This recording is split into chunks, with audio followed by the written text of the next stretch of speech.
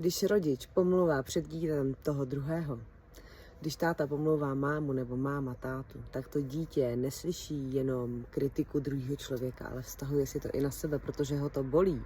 Protože uvnitř sebe cítíme, že jsme z poloviny máma a z poloviny táta.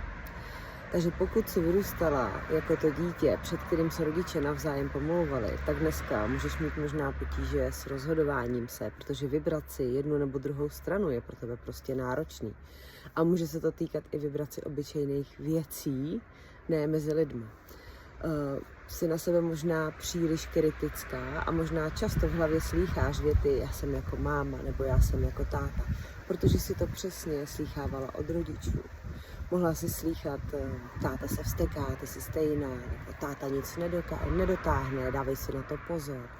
Možná si slýchala, máma je přehnaně kritická, nebo máma se pořád vzteká, jsi hysterická, stejně jako ona.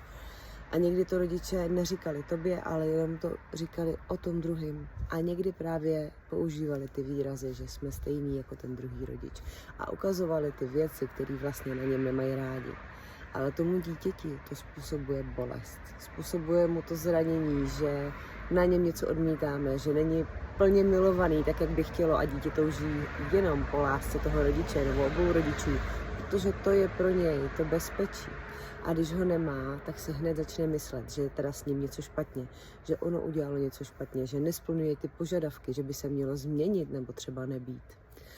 A v dospělosti, pokud si tyhle ty věci slýchala, tak z toho můžeš mít svoje vnitřní přesvědčení, svoji myšlenkovou mapu, podle který prostě v životě funguješ. Takže schválně si všímej toho, kdy jsi k sobě kritická, kdy si začneš třeba říkat, ježiši, já jsem vzteklá, já se chovám stejně jako máma, táta. Já nic nedokážu, já nic nedotáhnu, proč se mi nic nedaří, ale můžou to být i úplný maličkosti, že se ti upadne ti sklenička a hned si řekneš, že jsi úplně pitomá, že nic nedokážeš udělat dobře.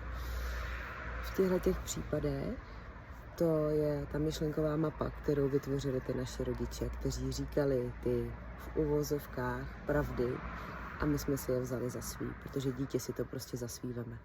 Ale jako dospělák už v tom prostě žít nemusíme. A můžeme tu naši myšlenkovou mapu, ty naše přesvědčení a vzorce prostě změnit. Takže pokud vnímáš, že jsi k sobě opravdu přehnaně kritická, že jsi na sebe tvrdá, že máš pocit, že nikdy nic nedokážeš, že jsi tu jenom proto, aby si sloužila ostatním, tak nejsi. A můžeš to změnit. A jestli tím chceš províst, tak mi napiš.